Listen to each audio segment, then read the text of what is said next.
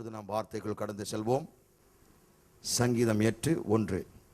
எங்கள் ஆண்டவராகிய கர்த்தாவே, உம்முடைய நாமம் பூமி எங்கும் எவ்வளவு மேன்மை உள்ளதாய் இருக்கிறது. உம்முடைய மகத்துவத்தை வானங்களுக்கு மேலாக வைத்தீர். ஒரு விசுவாசியின் வாழ்க்கை என்கின்ற தொடரை நாம் படித்துக் கொண்டு வருகிறோம். அதில் விசேஷமாய் அநேக காரியங்களை போதித்திருக்கிறோம். இப்பொழுது கிறிஸ்துவுக்குள் நாம் தேவனுடைய கொடிகளாய் இருக்கிறோம் என்பதை பார்த்திருக்கிறோம். கிறிஸ்துவுக்குள் நாம் கொடிகளாக இருக்கணும். மேனா திராட்சை சீடனுடைய கொடிகள் எப்படி இருக்க வேண்டும்? நிலைத்திருக்க வேண்டும். நிலைத்திருக்கிறதை குறித்து பேசிக் கொண்டிருக்கிறேன். நிலைத்திருக்கும் போது நம்முடைய வாழ்க்கையில் மிகுந்த கனி காணப்படும். அதில் பல காரியங்களை பேசியிருக்கிறோம். இப்பொழுது துதி என்கின்ற கனியை குறித்து நாம் பேசிக்கொண்டு வருகிறோம். அதை குறித்து தான் நாம் பார்த்து கொண்டிருக்கிறோம். அதற்காக அநேக போதனையில் ஏற்கனவே போதித்திருக்கிறேன். நீங்கள் எங்கே சென்றாலும், நீங்கள் யாரோடு இருந்தாலும் சரி, தேவனுடைய நாமத்தை போல வேறு எந்த நாமம் மேன்மையுள்ளதாக கிடையாது. அவருடைய நாமம் மாத்திரம் இந்த பூமி எங்கிலும் மேன்மையுள்ளதாக இருக்கிறது. ஆகவே நாம் அதை புரிந்து கொள்ள வேண்டிய காரியம் என்னவென்றால், 2011ஆம் ஆண்டு முடிந்து விட்டது. இப்பொழுது நாம் 2012க்குள் நுழைந்திருக்கிறோம். எத்தனை பேர் அதுக்கு தெரிஞ்சிருக்கிறீங்க? ஆமென். வேதம் சொல்கிறது, அவருடைய வாசல்களுக்குள், இந்த புதிய ஆண்டில் நாம் அவருடைய வாசல்களுக்குள் பிரவேசித்திருக்கிறோம். ஆனால் வாசல்களுக்குள் எப்படி பிரவேசிக்க வேண்டும்? வாசல்களுக்குள் துதியோடு, அவருடைய பிரகாரங்களுக்குள் மகிழ்ச்சியோடு நாம் கடந்து செல்ல வேண்டும்.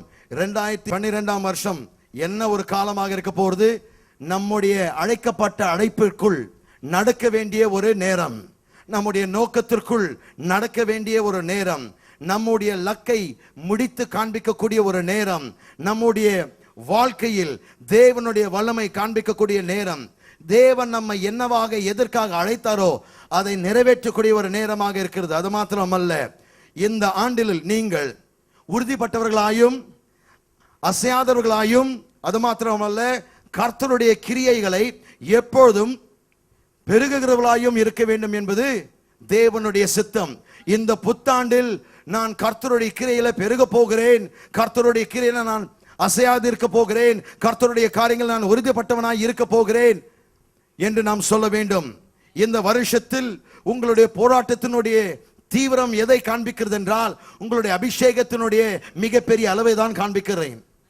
கவனிக்க வேண்டும், என்னுடைய வாழ்க்கையில் ஏன் இவ்வளவு சஞ்சலங்கள், என்னுடைய வாழ்க்கையின் ஏன் இவ்வளவு பெரிய ஒரு தாக்கம்? ஏனென்றால் உங்களுக்குள் மிக விலையேற பெற்ற ஒரு அபிஷேகம் இருக்கிறது.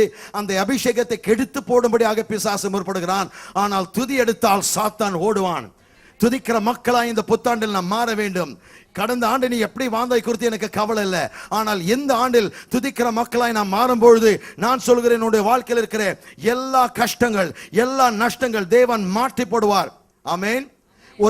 ஒரு பாடல் ஆசிரியர் சொல்கிறார், ஆண்டவரே என்னை கடந்து போகாதே, நீ எத்தனையோ பேர் அழைத்திருக்கிறீர், ஆனால் என்னை விட்டு நீ கடந்து போகாதே. நான் உங்களுக்கு நற்செய்தி சொல்ல வந்திருக்கிறேன். கர்த்தர் ஒருவரையும் கடந்து போகிறவர் அல்ல. கடந்து போகிற மாதிரி காட்சியளிப்பார், ஆனால் உனக்காக அவர் காத்து கொண்டிருக்கிறார். உன்னுடைய அழைப்பு கேட்டு அவர் இறங்க வருகிற தேவன். உன்னுடைய செவிக்கு, உன்னுடைய ஜெபத்திற்கு செவி கொடுக்கிற தேவன் அவர். உன்னுடைய வாழ்க்கையும், உன்னுடைய எல்லத்தையும், உன்னுடைய பிள்ளைகளையும், உன்னுடைய வியாபாரத்தையும், உன்னுடைய எல்லா கையின் பிரயாசத்தையும் அமோகமாய் ஆசீர்வதித்து அவரே தேவன் என்று உங்களுடைய வாழ்க்கையில் நிரூபித்து காட்டக்கூடிய நேரமாய் இந்த ஆண்டு இருக்க போகிறது. இந்த ஆண்டில் நீங்கள் தேவனை துதிக்க கற்றுக்கொள்ளும் பொழுது, நான் சொல்கிறேன், தேவனுடைய அதிசயத்தை உங்களுடைய வாழ்க்கையில் நீ காண்பிப்பாய். ஆமென். நீங்கள் பார்க்க போகிறீர்கள். சங்கீதம் 150:6 வசனம் சொல்கிறது, சுவாசமுள்ள யாவும் கர்த்தரை துதிக்க கடவுதாக. எத்தனை பேருக்கு சுவாசம் இருக்கிறது? அப்போ பாருங்க என்ன பிரெடிகமெண்ட், என்ன தேவை? சுவாசம் உள்ளவர்கள் தான் துதிக்க முடியும், செத்து போனவர்கள் துதிக்க முடியாது. சங்கீதக்காரன் சொல்கிறார், கர்த்தரை நான் எக்காலத்திலும் ஸ்தோத்திரிப்பேன், அவருடைய துதிகள் எப்பொழுதும் என் வாயில் இருக்கும். கவனிங்க, அவருடைய துதிகள் எப்பொழுதும் உன்னுடைய வாயில் இருக்கும் பொழுது உங்களுடைய பிரச்சனைகள் எப்பொழுதும் இருக்க முடியாது. ஆனால் அவருடைய துதி அவ்வப்பொழுதும் உன்னுடைய வாயில் இருக்கும் பொழுது, அப்போ பிரச்சனை எப்பொழுதுமே ஓட்டிக்கொண்டே இருக்கும், அட்டைப்பூச்சி மாதிரி. ஆகவே இந்த புத்தாண்டில் நாம் தீர்மானம் எடுப்போம், என்னுடைய வாய் அவருடைய துதியினால் நிறைந்திருக்கும். எப்பொழுதுமே அவருடைய துதி என்னுடைய வாயில் இருக்கும். அதாவது இந்த புத்தாண்டில் ஒரு தீர்மானம் எடுக்க வேண்டும், நான் ஜெபிக்கிறதை பார்க்கல நாம் அதிகமாக துதிக்க போகிறேன். ஹலோ, இருக்கிறீங்களா? ஒருவேளை உங்களுடைய ஜெப நேரம் 1 மணி நேரம் இருந்தால், நான் சொல்கிறேன், அதில் 3/4 மணி நேரம் துதிக்க கொடுத்து பாருங்க. ஹலோ, ஏன்னா நம்ம ஜெபிக்கிற ஹீரோஸ் பாருங்க, ஜெபிச்சு தள்ளிடுவோம், பரலோகத்தையே தள்ளி விட்டுருவோம் ஜெபத்துல. ஆனா நான் சொல்கிறேன், பரலோகத்தை தள்ளுறது இல்ல, பரலோகத்தை கீழே இறக்கணும். கர்த்தருடைய பிரசன்னத்தை நம்மத்தில் கொண்டு வர வேண்டும். என்ன செய்ய வேண்டும்? துதிக்க வேண்டும். ஏனென்றால் வேதம் தெளிவாக சொல்கிறது, கர்த்தரை துதிக்கும் போது என்ன நடக்கும் என்று. ஆகவே சுவாசமுள்ள யாவும் இந்த புத்தாண்டில் கர்த்தரை துதிப்பதாக. ஏனென்றால் நீ கர்த்தரை இந்த புத்தாண்டில் துதிக்கும் பொழுது நான் சொல்கிறேன், உங்களுடைய அழுத்தங்களை துதியாக மாற்ற போகிறார். கவனிங்க, உங்களுடைய அழுத்தங்களை கர்த்தர் துதியாக மாற்ற போகிறார். உங்களுடைய சந்தேகத்தை, அல்லது இப்படியாக நான் சொல்கிறேன், உன்னுடைய கடுவெளியை களிப்பாக மாற்ற போகிறார். மன அழுத்தத்திலிருந்து உங்களை கொண்டு வந்து ஆசீர்வாதத்திற்குள் உன்னை மாற்ற போகிறார். உங்களுடைய வேதனையை ஊழியமாக மாற்ற போகிறார். உங்களுடைய வறுமையை செழிப்பாக மாற்ற போகிறார். ஓ, இருக்கிறீங்களா? உங்களுடைய கவலையை களிப்பாக மாற்ற போகிறவர். உங்களுடைய எகிப்தை கானானாய் மாற்ற போகிறவர். உங்களுடைய தோல்வியை வெற்றியாக மாற்ற போகிறவர். உங்களுடைய எல்லா பின்மாற்றங்களை முன்னேற்றங்களாக மாற்ற போகிறார். இருக்கிறீங்களா? நான் சொல்கிறேன், இந்த புத்தாண்டில் தேவனை துதிக்கும் பொழுது உங்களுடைய துக்கம் எல்லாம் சந்தோஷமாய் மாறும். உங்களுடைய எல்லா கவலைகள் நீக்கப்படும். சிறையிருப்பிலிருந்து உங்களை தேவன் விடுதலையாக்குவார். உன்னுடைய எல்லா சிறையிருப்பை விடுதலையாக தேவன் மாற்றுவார். உங்களுடைய சூழ்நிலையை ஒரு திருப்பத்தை கொண்டு வருவார். உன்னுடைய எல்லா சூழ்நிலைகளுக்குள் ஒரு திருப்பத்தை தேவன் கொண்டு வருவார். அது மாத்திரமல்ல, தோல்வியில் வாழ்ந்த உன்னை வெற்றி வீரனாய் மாற்ற போகிற ஆண்டு இந்த ஆண்டாக இருக்க போகிறது. உங்களுடைய ஒவ்வொரு ஜெபத்திற்கு பதில் கொடுக்கக்கூடிய ஆண்டாக இருக்க போகிறது. உங்களுடைய உபத்திரவத்தை உயர்வாக தேவன் மாற்ற போகிறார். நீ தேவனை துதிக்கும் பொழுது உன்னுடைய வாழ்க்கையில் எப்படிப்பட்ட உபத்திரம் வந்தாலும் அது உயர்வாக தான் மாறும். எப்படிப்பட்ட தாக்கம் வந்தாலும் அது உங்களுடைய அதிசயமாக மாற போகிறது. உங்களுடைய மிஸ்டேக்ஸ் மிரக்கிள்ஸ் ஆக தேவன் மாற்றக்கூடிய வருஷம் 2012. நீ கஷ்டப்பட்ட ஒவ்வொரு வருஷத்திற்கும், ஒவ்வொரு நாட்களுக்கும், ஒவ்வொரு வாரத்திற்கும், ஒவ்வொரு மாதத்திற்கும் தேவன் முற்றுப்புள்ளியை போட்டு விட்டார். இந்த நாள் முதற்கொண்டு அதிசயத்தின் மேல் அதிசயம் உன்னுடைய வாழ்க்கையில் நீங்க பார்க்க போறீங்க. கர்த்தர் பெரிய காரியங்கள் உன்னுடைய வாழ்க்கையில் செய்து அவரே தேவன் என்பதை இந்த உலகத்திற்கு சாட்சிடுவார். ஹல்லேலூயா, ஹல்லேலூயா. கர்த்தரை துதிக்கிற மக்களாய் இந்த சபை மாற வேண்டும். கர்த்தருக்கு எப்பொழுதுமே துதி செலுத்துகிற மக்களாய் நாம் மாற வேண்டும். ஏனென்றால் துதிகளை நாம் மேலே ஏறெடுக்கும் பொழுது நான் சொல்கிறேன், ஆசீர்வாதங்கள் கீழே இறங்கி வரும். ஆமென்.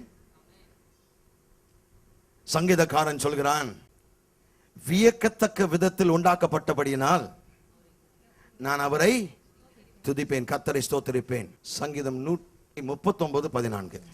நான் பிரமிக்கத்தக்க அதிசயமாய் உண்டாக்கப்பட்டபடியால் உம்மை துதிப்பேன். நான் எப்படிங்க? பிரமிக்கத்தக்க. பக்கத்துல பார்த்து கேளுங்க, என்னை இது வரைக்கும் பார்த்திருக்கிறீங்களா? பக்கத்துல பார்த்து சொல்லுங்க, நான் பிரமிக்கத்தக்க விதமாய் படைக்கப்பட்டிருக்கிறேன். ஹலோ, அப்போ நீங்க யாருங்க? பிரமிக்கத்தக்க பிறவி. ஹலோ, பிரமிக்கத்தக்க பிறவி எப்படியாக இருக்க வேண்டும்? தேவனை ஸ்தோத்திரிக்க வேண்டும். ஏனென்றால் நான் அப்படியாக விசித்திரமான விதத்தில் ஆச்சரியப்பட, உலகம் என்னை பார்த்து ஆச்சரியப்படணும். என்னுடைய கலர் அல்ல, என்னுடைய நிறம் அல்ல, என்னுடைய உயர்வு அல்ல, நான் எவ்வளவு உயர்வா இருக்கிறேன், எவ்வளவு குள்ளமா இருக்கிறேன், அதை பார்த்தல்ல.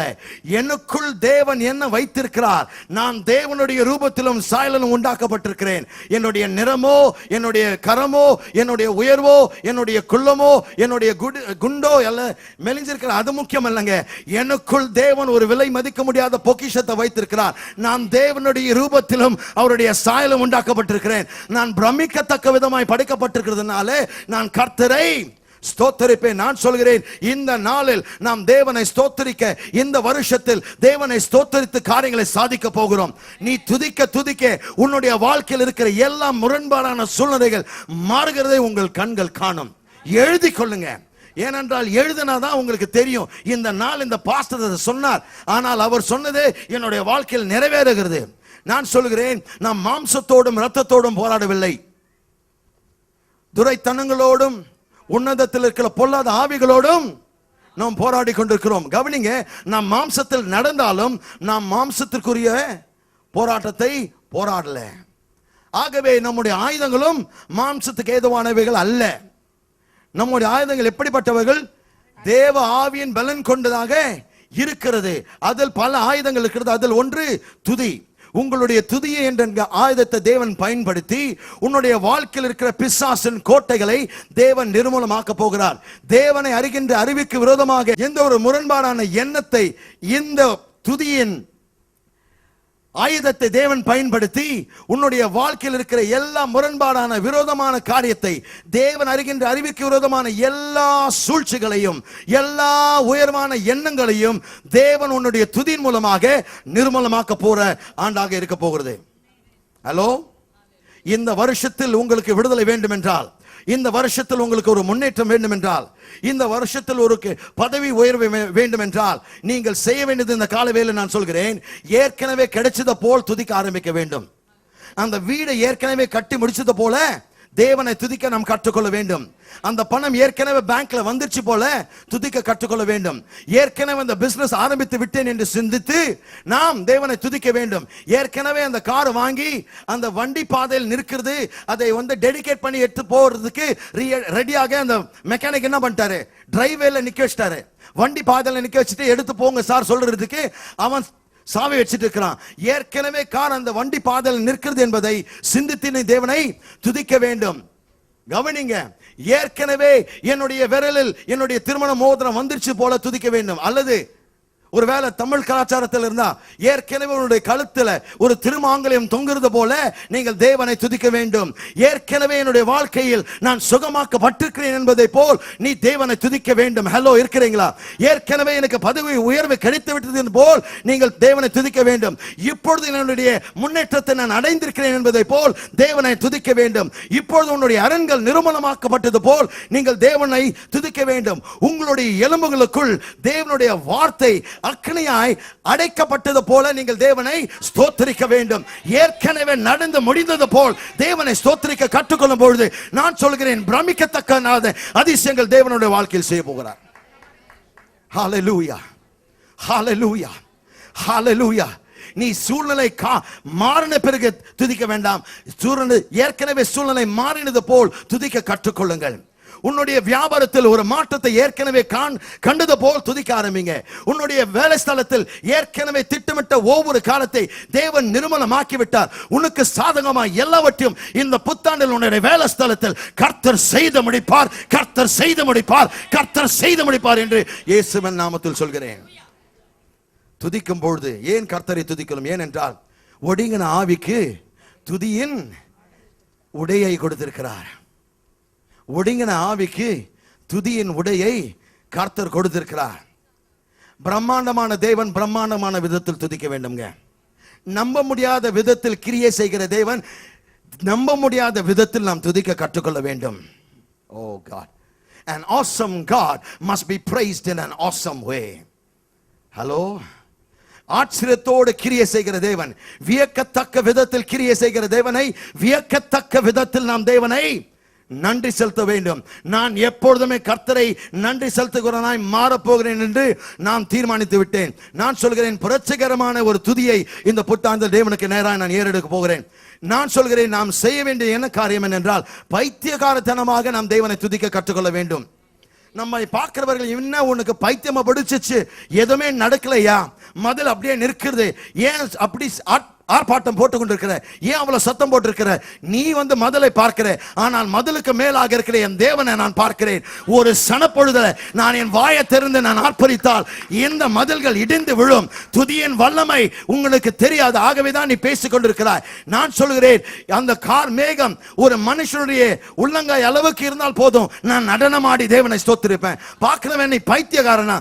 என்ன ஒரு மாற்றமும் கிடையாது, ஒரு அசைவு கிடையாது, வெறும் ஒரு சின்ன மேகம். இதை பார்த்து நீ சொல்றது சின்ன மேகம், ஆனால் இது எனக்கு போதும். ஏன்னா ஒரு இம்மை பொழுதலுக்குள்ள இந்த முழு பூமி நிறைக்கப்பட்டு மழை பெய்ய போகிறது. நான் சொல்கிறேன், தேவன் பெரும் வெள்ள காட்சிகள் உன்னுடைய வாழ்க்கையில் கொண்டு வர போகிறார். பெருமழையின் ஆசீர்வாதம் உன்னுடைய வாழ்க்கையில் இந்த புத்தாண்டு செய்ய போகிறார். நீ தேவனை துதிக்க கற்றுக்கொள்ளும் பொழுது நான் சொல்கிறேன், ஆபாகங்கள் போவதற்கு முன்பாக உன்னுடைய ராஜாக்கள், உன்னுடைய பிரதம மந்திரிகள் அவர்களுடைய வீடுகளுக்கு செல்வதற்கு முன்பாக மழை அவர்களுடைய வாழ்க்கையில் பெய்யும், புயல் அவர்களுடைய வாழ்க்கையில் அடிக்கும், ஆசீர்வாத மழை அவர்கள் மீது இருக்கும். உன்னிமித்தமாய் இந்த தேசம் செழிக்க போகிறது. விசுவாசிக்கிறீங்களா? பக்கத்துல பார்த்து சொல்லுங்க, இந்த தேசம் இந்த வருஷத்தில் என் மூலமா ஆசீர்வதிக்கப்பட போகிறது. ஹல்லேலூயா. நுகங்களை உடைக்கக்கூடிய பாரங்களையும் நீக்கக்கூடிய துதியை நாம் ஏறெடுக்க வேண்டும். நான் சொல்கிறேன், நுகங்கள் முறியடிக்கக்கூடிய பாரங்களை நீக்கக்கூடிய துதி நாம் ஏறெடுக்க வேண்டும். ஏற்கனவே இது நடிந்து முடிந்து விட்டது என்று போல் என்கின்ற துதியை நாம் ஏறெடுக்க வேண்டும். ஏற்கனவே நான் சுகமாய் விட்டேன், ஏற்கனவே இந்த ஆசீர்வாதத்தை பெற்றுவிட்டேன், ஏற்கனவே நான் முன்னேறி கொண்டிருக்கிறேன், ஏற்கனவே என் பிள்ளை ரட்சிக்கப்பட்டிருக்கிறது, ஏற்கனவே என் மனைவி ரட்சிக்கப்பட்டிருக்கிறாள், ஏற்கனவே என் கணவன் ரட்சிக்கப்பட்டிருக்கிறார், ஏற்கனவே என் பிள்ளைகள் கர்த்தருக்குள் வளர்ந்து கொண்டிருக்கிறார்கள், ஏற்கனவே என்னுடைய வியாபாரம் செழித்தோங்கிறது, ஏற்கனவே நடந்தது போல் துதியை நாம் செலுத்த கற்றுக்கொள்ள வேண்டும். We don't know this level of praise. ஏனென்றால் சூழ்நிலை மாறும்போது தான் துதிக்கிறோம். நான் சொல்கிறேன், சூழ்நிலை மாறாததற்கு முன்பாக நீ என்ன செய்ய போற? துதிக்க போகிறேன். நான் எப்படி துதிக்க போறேன்? பைத்தியம் பிடிச்சவனை போல் துதிக்க போறேன். என் தேவனுக்கு முன்பாக நான் நடனமாடி தேவனை ஸ்தோத்திரிக்க போக. இந்த உலகத்தினுடைய மீகால்கள் என்ன சொன்னாலும் அது குறித்து எனக்கு கவலை இல்லை. எப்படிப்பட்ட மிஷால்கள் என்னை குறித்து தவளா பேசினாலும் அது குறித்து கவலை இல்லை. நான் தீர்மானம் பண்ணியிருக்கிறேன், நான் இதை விட மோசமா ஆட போறேன், இதை விட மோசமா நான் துதிக்க போறேன். உனக்கு இதே தாங்கலைன்னா இனி பொறுத்து பாரு. நான் கர்த்தருக்கென்று அரும் பெரும் ஒரு ஆராதனையாளனாக நான் திகழ போறேன். யார் என்னை வெறுத்தாலும், யார் என்னை குறித்து பேசலாம், அது குறித்து கவலை இல்லை. நான் நடனமாடி தேவனை ஸ்தோத்திரிப்பேன். என் வாயை திறந்து என் கரங்களை தட்டி நான் கர்த்தருக்கென்று என்னுடைய துதியை நான் ஏறெடுக்க போகிறேன். அதை குறித்து மற்றவர்கள் என்ன சொல்கிறது குறித்து எனக்கு கவலையே கிடையாது. நான் தீர்மானம் பண்ணியிருக்கிறேன். சங்கீதம் 145 4ஆம் வசனத்தை வாசிப்போம். தலைமுறை தலைமுறையாக உம்முடைய கிரியைகளின் புகழ்ச்சியை சொல்லி உம்முடைய வல்லமையுள்ள செய்கைகளை அறிவிப்பார்கள். ஹல்லேலூயா. தலைமுறை தலைமுறையாக உம்முடைய கிரியைகளின் புகழ்ச்சியை சொல்லி, உம்முடைய கிரியைகளின் புகழ்ச்சியை. அப்ப பாருங்க எந்த அளவுக்கு கர்த்தர் உன்னுடைய வாழ்க்கையில் கிரியை செய்ய போகிறார். அந்த கிரியையினுடைய புகழ்ச்சியை நீங்கள் தலைமுறை தலைமுறைக்கு சொல்ல போறீங்க. அப்போ ஒரு தலைமுறை மற்றொரு தலைமுறை பார்த்து இப்படியெல்லாம் கர்த்தருடைய வாழ்க்கையில் செய்திருக்கிறார், இந்த அதிசயத்தை பாருங்கள் என்று உன்னுடைய பிள்ளைகளுக்கு நீங்க துதிக்க போறீங்க. உன்னுடைய பிள்ளைகள் அதை பார்த்து அவங்களுடைய சந்ததிக்கு அவர்கள் துதிக்க போறாங்க. பாருங்க, ஒரு தலைமுறையிலிருந்து மற்றொரு தலைமுறைக்கு இந்த துதியினுடைய காரியத்தை நாம் வெளிப்படுத்த போகிறோம். அப்போ கர்த்தர் செய்த கிரியையினுடைய புகழ்ச்சியை ஒரு சந்ததி மற்றொரு சந்ததிக்கு அறிவிக்க போகிறது. ஹலோ. ஆகவேதான் சங்கீதக்காரன் சொல்கிறார், சங்கீதம் 34 2ஆம் வசனம், கர்த்தருக்குள் என் ஆத்துமா மேன்மை பாராட்டும், சிறுமைப்பட்டவர்கள் அதை கேட்டு மகிழ்வார்கள். என்னோடு கூட கர்த்தரை மகிமைப்படுத்துங்கள், நாம் ஒருமித்து அவர் நாமத்தை உயர்த்துவோமாக. பக்கத்துல பார்த்து அந்த வசனத்தை சொல்லி என்னோடு கர்த்தரை துதிங்கன்னு சொல்லுங்க. என்னோடு கூட கர்த்தரை மகிமைப்படுத்துங்கள், நாம் ஒருமித்து அவர் நாமத்தை. ஆமென். சொல்லுங்க, என்ன சொன்னிருக்கிறார் கர்த்தர்? என்னோடு கூட கர்த்தரை மகிமைப்படுத்துங்கள், என்னோடு கூட நாம் ஒருமித்து நாமத்தை ஒருமைப்படுத்தி. ஹலோ ஏப்டி திருச்சபையே, என்னோடு சேர்ந்து கர்த்தரை மகிமைப்படுத்துங்கள். அடுத்த 30 நொடிகளுக்கு கர்த்தரை துதிப்போமா? கரங்களை உயர்த்தி வாய்களை திறந்து ஒரு சில வினாடிகள் நாம் யாவரும் அதை பயிற்சி வைப்போம். என்னோடு சேர்ந்து துதிங்க. ஹல்லேலூயா, ஹல்லேலூயா, ஹல்லேலூயா. என்னை பார்த்து கொண்டிருக்கிற வெப்சைட் மூலமாக எங்களை பார்த்து கொண்டிருக்கிறவர்கள் இந்த சபையோடு சேர்ந்து துதிங்க. துதிக்கிற இந்த நேரத்தில் உன்னுடைய வியாதி மாறும். துதிக்கிற இந்த வேளையில் உன்னுடைய மதில்கள் விழும். துதிக்கிற இந்த வேளையில் உன்னுடைய கோலியாத்துகள் முறியாக்கப்படுவார்கள். துதிக்கிற இந்த வேளையில் உன்னுடைய எல்லா சௌகரியங்கள் தேவன் மாற்றிப்படுவார். துதிக்கிற இந்த வேளையில் உன்னுடைய வாழ்க்கையில் அதிசயத்தையும் அற்புதத்தை நீ இப்போது காண்பாய். துதிங்க. ஹல்லேலூயா, ஹல்லேலூயா. என்னோடு கர்த்தரை மகிமைப்படுத்துங்க. ஹல்லேலூயா, ஹல்லேலூயா, ஹல்லேலூயா. உமக்கு நன்றி ஐயா, உமக்கு நன்றி அப்பா, உமக்கு நன்றி அப்பா, உமக்கு நன்றி அப்பா, உமக்கு நன்றி அப்பா, உமக்கு நன்றி ராஜா, உமக்கு நன்றி ராஜா, உமக்கு நன்றி ராஜா. என் எஜமானனே உமக்கு நன்றி, கர்த்தாவே உமக்கு நன்றி, ஆண்டவரே உமக்கு நன்றி அப்பா. ஓ ஹல்லேலூயா, ஹல்லேலூயா, ஹல்லேலூயா, ஓ ஹல்லேலூயா. ஒவ்வொரு மலையை கடக்க பண்ணினரே உமக்கு நன்றி ஐயா. ஓ ஹல்லேலூயா. ஆண்டவரே ஒவ்வொரு ஆண்டவரே பிரச்சனையின் ஊடா என்னை கொண்டு வந்தீரே உமக்கு நன்றி அப்பா. ஒவ்வொரு பரீட்சை நேரத்தில் அப்பா அதன் ஊடா என்னை கொண்டு வந்தீரே உமக்கு நன்றி அப்பா. என்னுடைய சோதனை என்னுடைய வேதனை நீ களிப்பாய் மாற்றினரே உமக்கு நன்றி அப்பா. ஒவ்வொரு சூழ்நிலைக்குள் என்னுடைய ஆசீர்வாதத்தை கொண்டு வந்தீரே உமக்கு நன்றி அப்பா. என்னை ஒவ்வொரு கஷ்டமான ஒரு சூழ்நிலையிலிருந்து ஆண்டவரே உம்முடைய அதிசயத்தை காணும்படியாக கிருபை செய்தீரே உமக்கு நன்றி அப்பா. என்னுடைய ஒவ்வொரு சூழ்நிலை நீ மாற்றினீரே உமக்கு நன்றி அப்பா. என் பிள்ளைகளை தொட்டபடியால் உமக்கு நன்றி. என் மனைவி ஆசீர்வதித்தபடியால் உமக்கு நன்றி. என்னுடைய உறவினர்களை நீ ஆசீர்வதித்தபடியால் உமக்கு நன்றி. இந்த சபையை நீ ஆசீர்வதித்தபடியால் உமக்கு நன்றி. என்னை பார்த்து கொண்டிருக்கிற விசுவாசிகள் துதிக்கிற வேளையில் அப்பா அவர்கள் ஆசீர்வாதம் பெற்றுக் கொண்டிருக்கிறபடியால் உமக்கு நன்றி. உமக்கு நன்றி. உமக்கு நன்றி. உமக்கு நன்றி. மதில் விழுவதற்கு முன்பாக நாங்கள் ஆர்ப்பரிக்கிறோம் அப்பா. மதில்கள் விழுவதற்கு முன்பாக நாங்கள் ஆர்ப்பரிக்கிறோம் கர்த்தாவே. அந்த ஆண்டவரை சுகவீனம் மாறுவதற்கு முன்பாக நான் ஆர்ப்பரிக்கிறேன் அப்பா. அந்த தோல்வி மாறுவதற்கு முன்பாக நான் ஆர்ப்பரிக்கிறேன் அப்பா. அந்த பள்ளத்தாக்கு மாறுவதற்கு முன்பாக நான் ஆர்ப்பரிக்கிறேன் அப்பா. இந்த சூழ்நிலை மாறுவதற்கு முன்பாக உமக்கு நன்றி. உமக்கு நன்றி. மாறினது போலுமாய் துதிக்கிறேன். மாறினது போலுமாய் துதிக்கிறேன். மாறினது போலுமாய் துதிக்கிறேன். மாறினது போல உமக்கு துதிக்கிறேன். உமக்கு துதி. உம்மை ஸ்தோத்திரிக்கிறேன். உமக்கு நன்றி.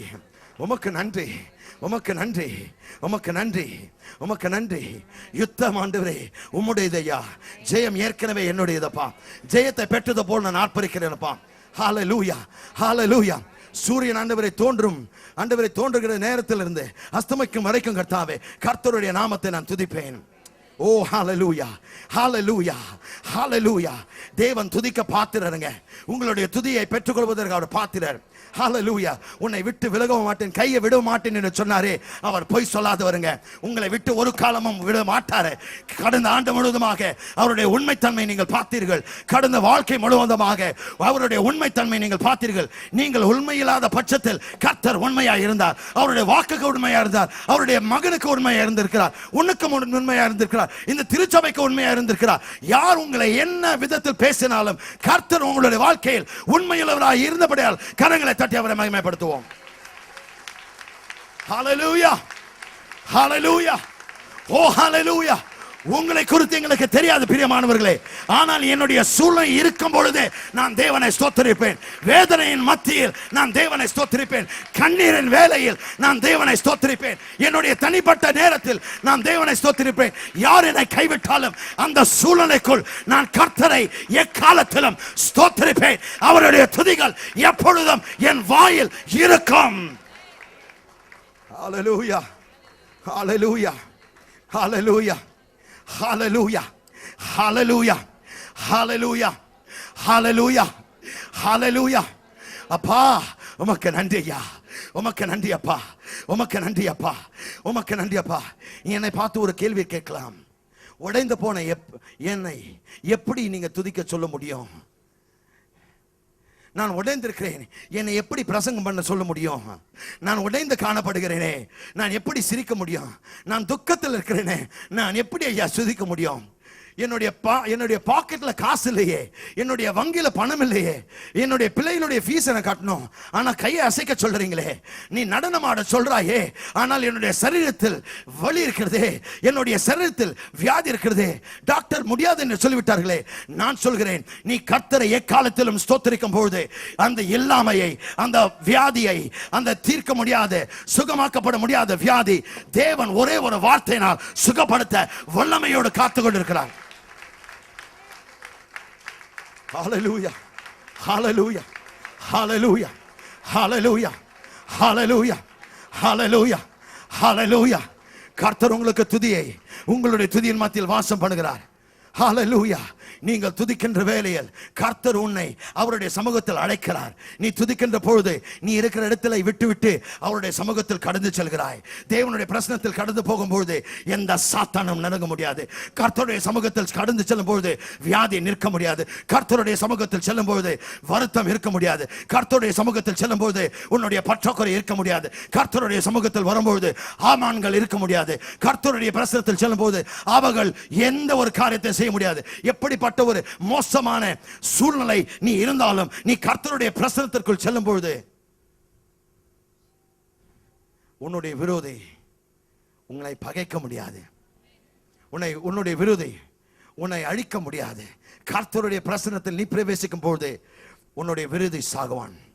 கர்த்தருடைய பிரசன்னத்தில் நீ செல்லும் பொழுது உன் வியாதி சாகும். கர்த்தருடைய பிரசன்னத்தில் நீ செல்லும் பொழுது உன் வியாகுலம் மாறும். மற்ற எல்லாம் மாண்டு போகும். ஆனால் கர்த்தருடைய பிரசன்னத்தில் துதியோடு செல்கிறவன் அவன் செத்து போயிருந்தாலும் அவருடைய அவயங்கள் உயிர் பெற்றிருக்கும். My God, I feel the Holy Ghost. பரிசுத்த ஆவியினுடைய பிரசன்னத்தை உணர்ந்து கொண்டிருக்கிறேன். நீ துதிக்கும் பொழுது நீ இருக்கிற இடத்துல கர்த்தருடைய பிரசன்னம் இறங்கும்.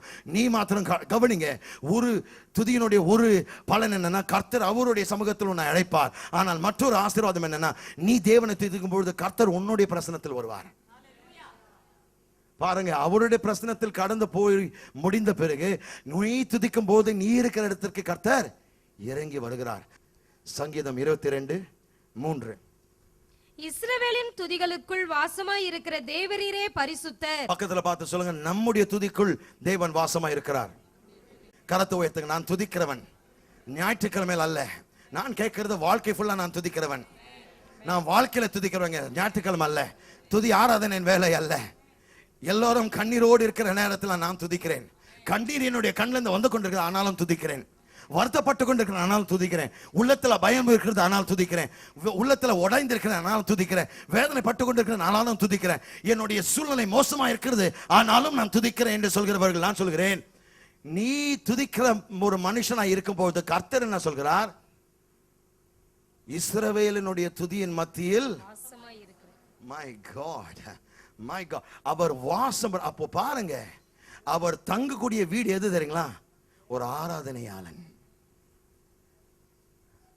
பக்கத்துல பார்த்து சொல்லுங்க, தேவன் எனக்குள் தங்குகிறார். ஹல்லேலூயா, ஹல்லேலூயா, ஹல்லேலூயா. தேவனுடைய பிரசன்னத்தை பார்ப்பதற்கு எருசலேமுக்கு போக வேண்டிய அவசியம் இல்லை. சியோன் மலைக்கு போக வேண்டிய அவசியம் இல்லை. இருக்கிறீங்களா? கர்த்தரை பார்ப்பதற்கு இஸ்ரவேல் தேசத்திற்கு போக வேண்டிய அவசியம் இல்லை. நீ துதிக்கிற இடத்துல தேவன் அந்த இடத்துல, அது எப்படிப்பட்ட வீடா இருந்தாலும் சரி, சின்ன வீடு பெரிய வீடு என்பதை குறித்து பேசாதீங்க. உன்னுடைய வீட்டுல கர்த்தர் தங்குறாருங்க, அதுதான் முக்கியம். அது ஒரு அறை இருந்தாலும் சரி, 10 அறை இருந்தாலும் சரி. 10 அறை ஒரு பெரிய பங்களா வைத்துக் கொண்டு கர்த்தர் இல்லாத பட்சத்தில் என்னங்க பிரயோஜனம்? என்னங்க பிரயோஜனம்? 10 அடுக்கு மாடி நீ வைத்துக் கொண்டு கர்த்தர் அதில் இல்லைன்னா என்னங்க பிரயோஜனம்? உன் அழகு வைத்துக் கொண்டு ரசிக்கவா முடியும்? உன் அழகுக்கு முக்கியம் இல்லைங்க. கர்த்தர் அந்த அழகுக்குள் இருக்கிறாரா? கர்த்தனுடைய வாழ்க்கையில் இருக்கிறாரா? கர்த்தனுடைய குடும்பத்தில் இருக்கிறாரா? கர்த்தனுடைய எழுத்தில் இருக்கிறாரா? அந்த ஒரே ஒரு அறை வீட்டுக்குள் கர்த்தர் என்றால் அதை உயர்த்துவார். அதற்கு சாட்சியை நான் தாங்க. நான் வந்த பொழுது வெறும் ஒரு சூட்கேஸோடு தான் வேலூருக்கு வந்தேன். ஆனால் இந்த நாளில் கர்த்தர் எவ்வளவு பெரிய காரியங்களை செய்திருக்கிறார். ஏனென்றால் அவர் பொய் சொல்ல ஒரு மனிதன் அல்ல. நீ துதிக்கும் போது நீ எங்க துதித்துக் கொண்டிருக்கிறாயோ அந்த இடத்துல தேவன் இறங்கி வருவார். 2 நாளாகமம் 5ஆம் அதிகாரம் 13ஆம் வசனம். அவர்கள் ஒருமிக்க பூரிக்கைகளை ஊதி ஏக சத்தமாய் கர்த்தரை துதித்து ஸ்தோத்திரித்து பாடினார்கள். ஆசாரியர் பரிசுத்த ஸ்தலத்திலிருந்து புறப்படுகையிலும் பாடகர் பூரிக்கைகள், தாளங்கள், கீத வாத்தியங்களுடைய சத்தத்தை தொனிக்க பண்ணி கர்த்தர் நல்லவர், அவர் கிருபை என்றும் உள்ளது என்று அவரை ஸ்தோத்திரிக்கையிலும் கர்த்தருடைய வீடாகிய தேவாலயம் மேகத்தினால் நிறையப்பட்டது. 14. அந்த மேகத்தின் நிமித்தம் ஆசாரியர்கள் ஊழியம் செய்து நிற்க கூடாமற் போயிற்று. கர்த்தருடைய மகிமை தேவனுடைய ஆலயத்தை நிரப்பிற்று. ஹல்லேலூயா. கர்த்தருடைய மகிமை தேவனுடைய ஆலயத்தை நிரப்பெற்று. நான் சொல்கிறேன், இந்த நாளில் கர்த்தர் உங்களுடைய ஆலயத்தை நிரப்ப போகிறார். நீரே கர்த்தருடைய ஆலயமாய் இருக்கிறாய். ரட்சிக்கப்பட்ட ஒவ்வொரு விசுவாசி, என்னை பார்த்து கொண்டிருக்கிற என் பிரியமானவர்களே, உங்களுக்குள் தேவன் வாசமாய் இருக்கிறார்.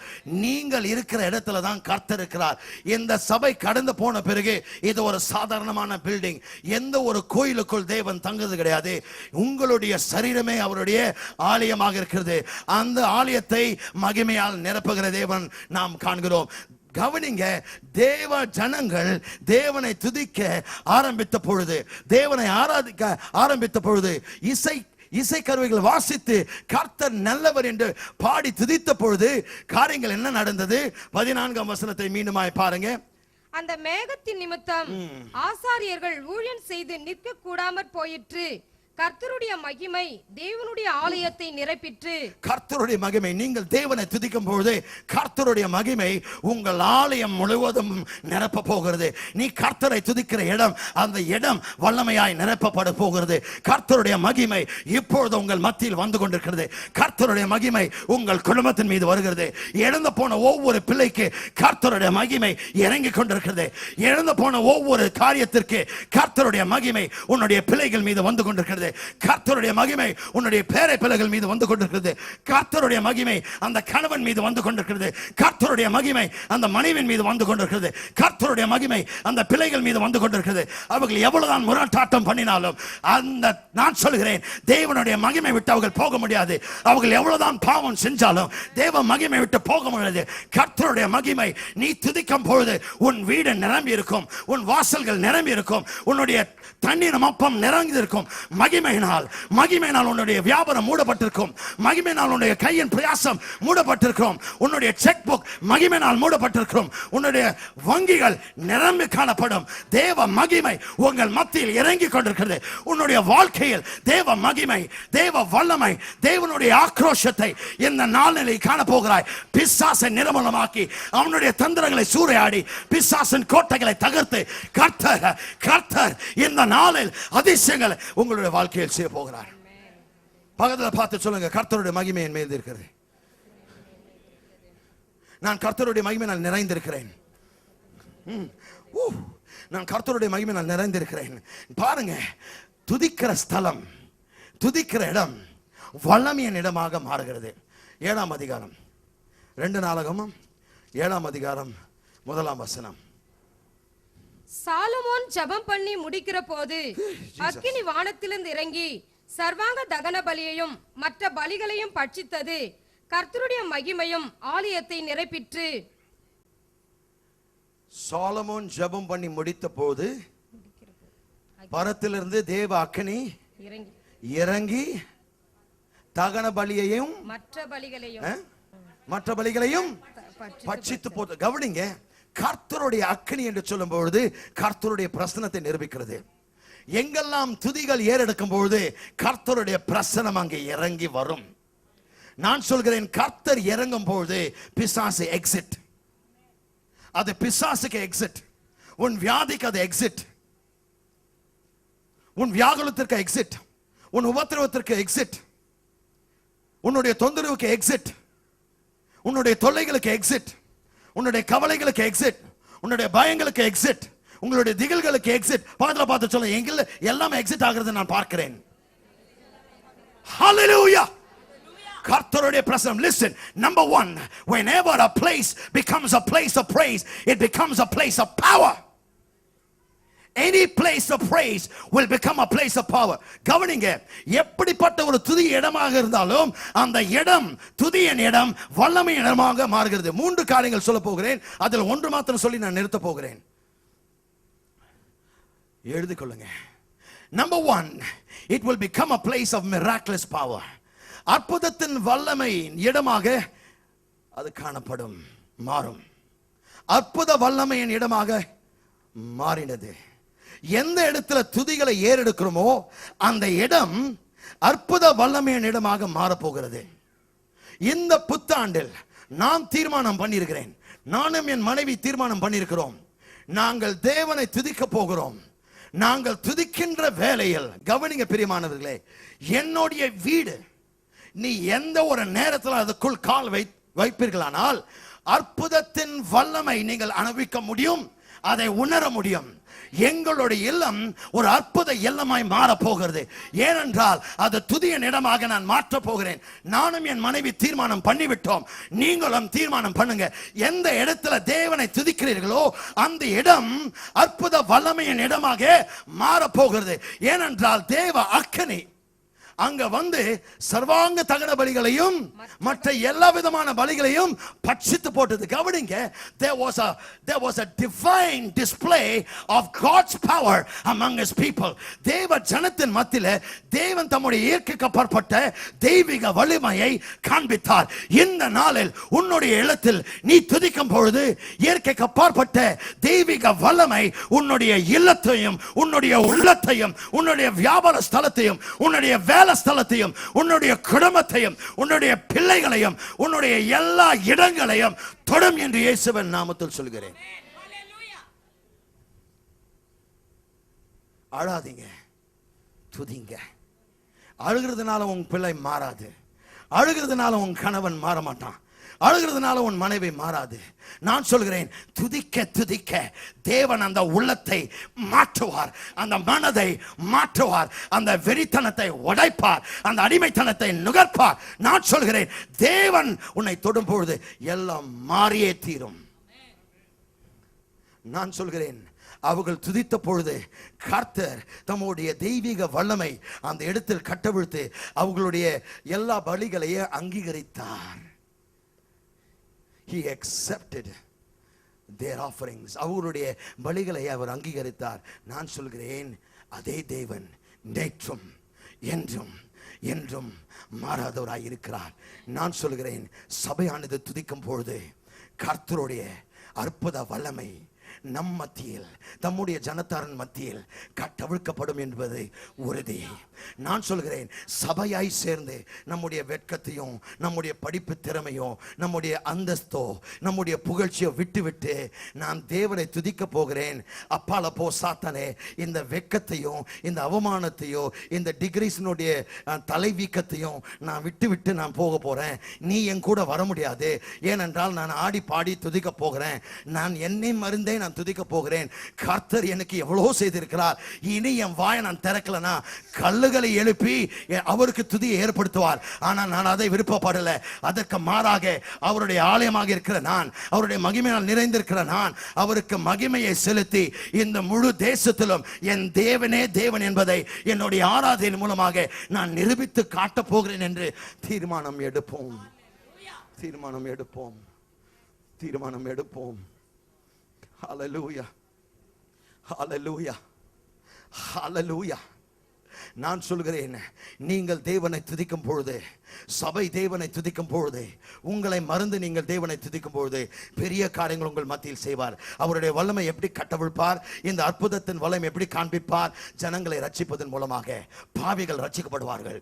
ஒவ்வொரு வாரத்திலும் ஜனங்கள் முன்பாக வந்து இந்த பலிபீடத்தின் மீது இந்த ஜெபபீடத்தின் மீது தங்கள் வாழ்க்கைகளை அர்ப்பணிக்க போகிற காட்சி நீங்கள் பார்க்க போகிறீர்கள். எப்பொழுது நீங்கள் துதிக்கிற மக்களாய் மாறும்பொழுது பாவிகள் பரிசுத்தவான்களாக மாறுவார்கள். வியாதிப்பட்டவர்கள் சுகமாய் மாறி போவதை நீங்க பார்க்க போகிறீங்க. வியாதியோடு வருவார்கள், சுகத்தோடு திரும்பி செல்வார்கள். Oh God. சொல்லுங்க, அடுத்த வாரத்திலிருந்து பக்கத்தில் பார்த்து சொல்லுங்க, அடுத்த வாரத்திலிருந்து நான் துதிக்கிறவனாக தான் வருவேன். துதி தேவனுக்கு செலுத்துவதற்கு நான் ஆயத்தப்படுத்தி நான் வருவேன். இந்த மாலை கூட்டத்திலிருந்து நான் துதியோடு வரப்போகிறேன். சாத்தானே, உனக்கு விடுமுறை நாட்கள் வந்துருச்சு. எத்தனை பேர் விசுவாசிக்கிறீங்க? ஒரு சபை துதிக்கும் பொழுது அந்த இடம் எப்படி மாறுவது நீங்க பார்க்க போறீங்க. நீ எந்த அளவுக்கு துதிக்கிறாயோ அந்த அளவுக்கு வெளிப்பாடு வரும். நீ எந்த அளவுக்கு நீ ஆயத்தமாய் வருகிறாயோ அந்த அளவுக்கு அவர் ஏற்கனவே ஆயத்தமாய் ஊற்றுவதற்கு காத்து கொண்டிருக்கிறார். அவர் பக்கெட் வைக்கலங்க, அவர் வானத்தின் பலகணிகள். இன்னைக்கும் யாருக்கும் அது அர்த்தம் தெரியல. ஒரு டிரான்ஸ்லேஷன் சூப்பரா, ஃப்ளட் கேட்ஸ். ஆனா ஃப்ளட் கேட்ஸ் கூட யாருக்கும் தெரியல. மூல பாஷையில போய் பார்த்தோன்னா we are uncertain of the meaning என்றாங்க. ஆமா, எப்படி பின்ன எல்லையில்லாத தேவனை எப்படி விவரிக்க முடியும்? அவர் ஊத்துனா பரலோகத்தை திறக்கிறார். ஹலோ, இந்த காலை ஆராதனை ஆரம்பிப்பதற்கு முன்பாக ஒரு கடை போய் பிரதிஷ்டை செய்து ஆராதனை நடத்த முடியாம 7:30 மணிக்கு தான் வந்தேன் நான். ஏன்னா அங்க போய் பிரதிஷ்டை செய்ய, அந்த இடத்த போய் பிரதிஷ்டை செய்யும் பொழுது அதுல வாசிக்கப்பட்ட ஒரு பகுதி வாசிக்கும் பொழுது அவருடைய பரலோகமாகிய பொக்கிஷ சாலையை திறந்து உன்னுடைய வாழ்க்கையை நிரப்புவாராம். நான் அதை வாசத்தை உடனே நிறுத்தினேன். இவ்வளோ சின்ன கடை போதாதுன்னு கர்த்தர் இதை காட்டிலும் பெருசாக செய்ய போறார். நான் சொல்கிறேன், நாம் வாசிக்கிற பகுதியை உணர்ந்தவர்களாய் அவர் சொல்கிறார். ஒரு நல்ல கடை ஆரம்பிச்சிருக்கிறாங்க.